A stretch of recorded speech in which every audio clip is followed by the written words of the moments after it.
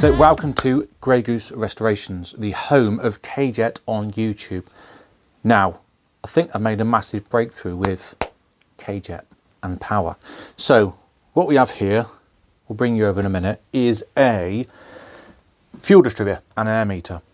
A friend of mine said, I've got this Cosworth 190 Mercedes-Benz. Can you have a look at the fuel distributor? No problems, ping it down. Now I've seen these before, and it's never really made my mind tick until I saw this and I was like, right, why is that got that on there? So I had a look. Now, Mercedes-Benz 190 Cosworth, icon of a car, there's two types, a 2.3 and a 2.5. 2.3 was 185 brake, give or take a bit. The 2.5 was 204 brake horsepower. Now the difference between the two is the 2.5's got a slightly longer stroke, different exhaust and inlet manifold, and I think Mercedes done the headwork, not Cosworth in the UK. Also, they had this on the air meter. Air meter is the same part number, fuel distributor is the same thing, but it's got this cone on it. I'll call it a cone because my German's not good, but I'll put in now what it's actually called in German. So, Hut der Macht. That's what it's called in German. So, for translation's sakes, because I'm English and my German is not good, my English isn't very good, we'll call this a cone from now on. So, I was like, well, what does it do? And as I had it here, I thought, well, let's make an air bed up and test it. So I'll bring you over and we'll show you what it is. So this is what it is. Now, you've got your normal air plate, but you have a circular cone type thing on it. So, what does it do? Well, we rigged up an air bench. So here we are with our homemade test bed, air meter, a plumbing fitting, Juba clip on there, the other bit's blocked, down to a hoover. We've got our air meter, or air speed meter, and we've got our flow meter inside there, bunged up, fixed in position, so we know every time we turn it on, that's in the same position, so it's getting the same readings. So let's see what the testing reveals. So this is the test bed, hoover on, air meter moves down, and we have said reading. Now on the readings, you know, it's calibrated. I get a reading, calibrate, get a reading, and so forth, and get a mean average of what it is. But also I am looking at where the needle spends most of its time. It peaked at 13.5 there, dropped a bit, but the most of its time it sits at a certain reading. Now we take the cone off, again, run it again, same detail. Now we are looking for where the needle spends most of its time. So there we go, you know, peaked at 12 and a bit, dropped below 12, but it spends most of its time at 12. So with the cone fitted, we are looking at 13 meters a second of airspeed. Now, what does that relate to? Well, mainly, this is without the cone. Again, 12 meters a second, most of its life spent at 12. So that's 1 meter second difference. Now that's a lot. So which now begs the question, if my 6mm air meter is like that, what if I put the cone on it, but obviously underneath? Now, here's a sneaky picture after this bit of video of what VW Motorsport units had on the bottom. As you can see, they had a cone on the bottom. So this is off my car, same detail. We'll do some back-to-back tests, nothing's being moved, is what it is, see what we've got, then we'll put the cone on it and get it back on test.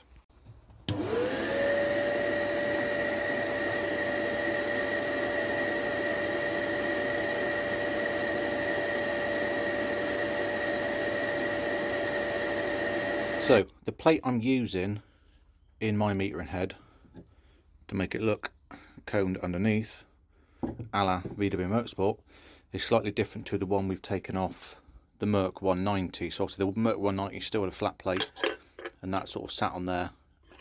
But the plate I've used is off this air meter. That'd be the part number.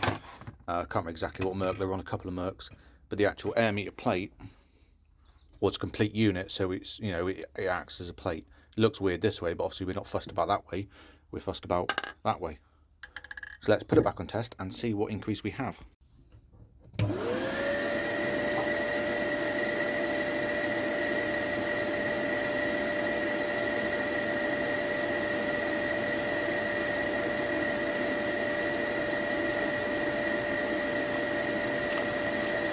So scores on the doors. What a turn up. I mean, crazy. So we'll start with the Merc. Now, it was on there for a reason. It's made the car faster, or part of the things that improved airspeed. Now we're measuring airspeed. How do you calculate it into a noticeable figure? Lots of ways, but we'll just stick to percentage increase. But meters a second you can convert into cubic feet a minute, and then you can then re-engineer your engine. You know, my 16 valve 1.9 litre engine at 7,000 RPM needs X amount of cubic feet a minute of air to work. Now remember, an engine is just an air pump. Pistons go up and down, it pulls air in and out. But I'm not going to bog down that, because I'm just not going to. And percentage increase is all we're really looking at. So Mercedes, without the plate, it was at 12 meters a second. Now again, I'll reiterate, it did peak and trough, but the mean amount of time where that needle sat on there was 12 meters a second. And then with the plate was 13 meters a second. That's a 9% increase in air speed, airflow, whatever we want to call it. But that's a 9% increase in air getting into the engine. So that sort of proves the point why it was on there. Now, going to VW Motorsport. Now, that picture I got off Club DCI, it's been around for years. I knew I'd seen it somewhere. Obviously, it was on there for a reason. Now, the Mark II rally car was 194 PS, 200 brake, area, supposedly on paper, out of a 1.8. You think, how are you going to get that power of 1.8? Well, that might have been a key to it, because the percentage increase is massive. So, my 16 valve, we know it's 185 brake on any rollers, give or take. There we go. With the flat plate, is 6.5 meters a second. Again, the mean amount of time where that needle sat over, how many tests did I do? 8 times I tested without the plate and with the plate on both of the different units. Calibrated it, tested it, calibrated, and then, you know, the most amount of time where that needle sat was 6.5 meters a second. Put that cone on there, 9.5 meters a second. That's a 46% increase in airspeed. 46%. That's mental. So 46% increase.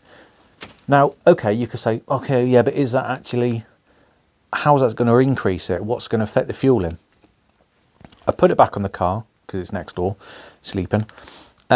My AFRs on idle, once it's warmed up, you know, fans are cut in, it sits pretty much bang on around 13.5 AFRs, air fuel ratios. Now, all I've done, change the plate over like you see, and I put it straight back on the car, ran the car up again, let it warm up.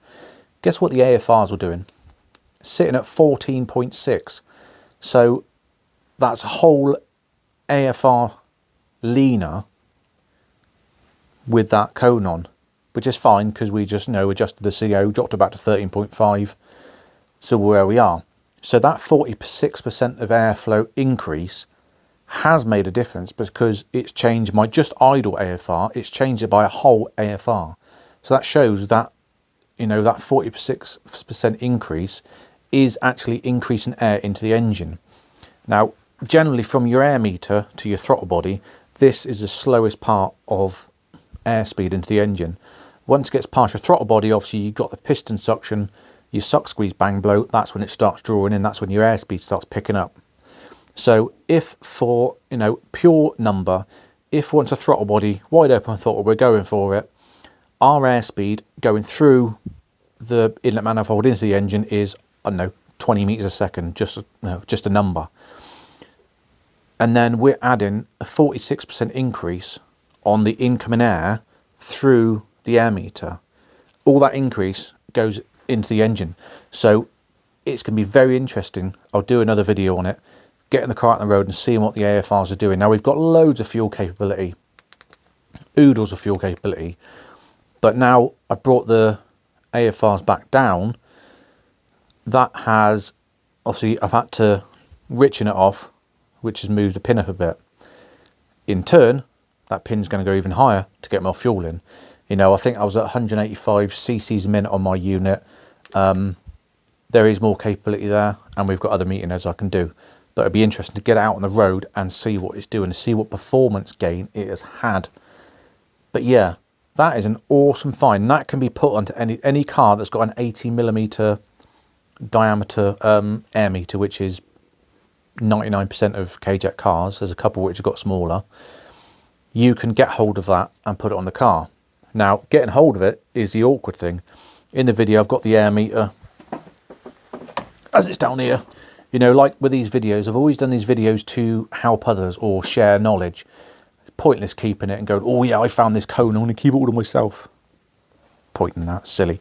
So, the air cone was off this one, as I showed, and the part number is 0438 121 082. Now, this is off a Merc Cosworth engine, W something 104. The air meters aren't cheap. I got that one cheap because I'm very good at hunting stuff down and finding it. If you look on eBay, you're looking about £150, £200 for an air meter. There's not many around because most of them are on a working car. So they are quite hard to get hold of. But the answer's out there. So if we can increase that airflow into the engine, could I actually crack 200 brake horsepower on my 1.9 Golf? Maybe, but there's a revisit anyway. So there we go. That is why an air cone, or a, what was it called? German translate, please. Hut der Macht. That, its technical term, that is what is on the car to increase airflow. Amazing. Yeah, well happy with that. I have got another video coming out. I was going to combine them all together because the Ford Capri and Ford Capri turbos had what's called a profile block on the air flap, which is something completely different. I was going to group it together, but I thought I'd do that in a separate one. So that is another one coming up. We've left the bench stuff out so I can show you what that profile block actually does in regards to turbocharging, you know, a KE-Jet car, especially on the Fords. That's how they did it. But there you go. Thanks for watching. Hope you enjoyed the video. I'm sort of not speechless, but it's crazy. 46% increase. I'm looking forward to getting the car back out.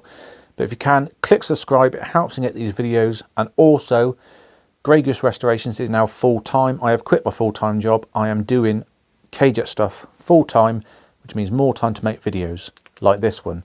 So stay tuned for the next one, which will be Ford Capri turbo block, or the Golf one. Depends what the lovely weather in Wales is doing. If it's dry enough, I'll be taking the Golf out. So thanks for watching. I'll see you in the next one. Bye.